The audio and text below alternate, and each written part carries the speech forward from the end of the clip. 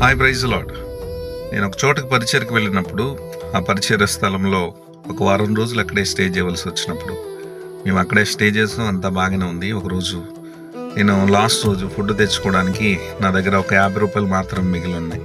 ఆ 50 రూపాయలతో ఒక భోజనం పార్సల్ 50 రూపాయల మీల్స్ తెచ్చుకోవడం జరిగింది. వస్తూ వస్తూ ఒక చెట్టు కింద దీనంగా ఒక తల్లిగారు కనిపించారు.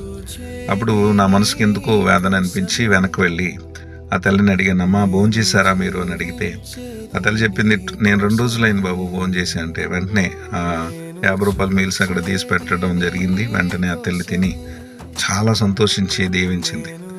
వెంటనే తర్వాత ఇంటికి వచ్చిన తర్వాత మంచినీళ్ళు తాగి పడుకున్నాను. తర్వాత ఇంటి పక్కన ఒక తల్లి వచ్చి, అయ్యా ఒకసారి చిన్న ప్రార్థన చేద్దురు కానీ రండి అని తీసుకువెళ్ళి వాళ్ళ ఇంట్లో జరుగుతున్న చిన్న బర్త్డే ఫంక్షన్కి పిలిచారు. వెంటనే ప్రార్థించాము.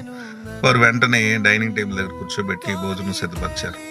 ఒక చికెన్ బిర్యానీ పెట్టి ఎదురుగా పెట్టి చాలా నేను కళ్ళంట నీళ్ళు పెట్టుకుని వేదన పడ్డాను. ఎందుకంటే అక్కడ ఒక వాక్యం రాయబడి ఉన్నది, సింహపు పిల్లలైన ఆకలికి ఉంటాయి కానీ నా పిల్లలు ఎన్నడూ ఆకలి కొనరు అనే ఆ మాటను నేను చదివాను.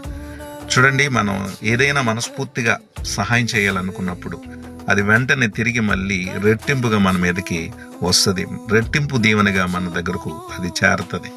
అది నిదర్శనంగా నేను కళ్ళారా చూశాను.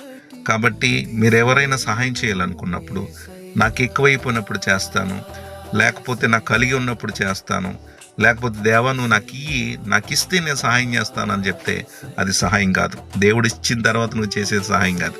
నువ్వు తినే దాంట్లోంచి పెట్టేదే నిజమైన సహాయం. కాబట్టి నువ్వు తినే విషయంలో ఎప్పుడైనా సరే కొంచెం ఆహారం తీసి లేని వారికి పెట్టండి.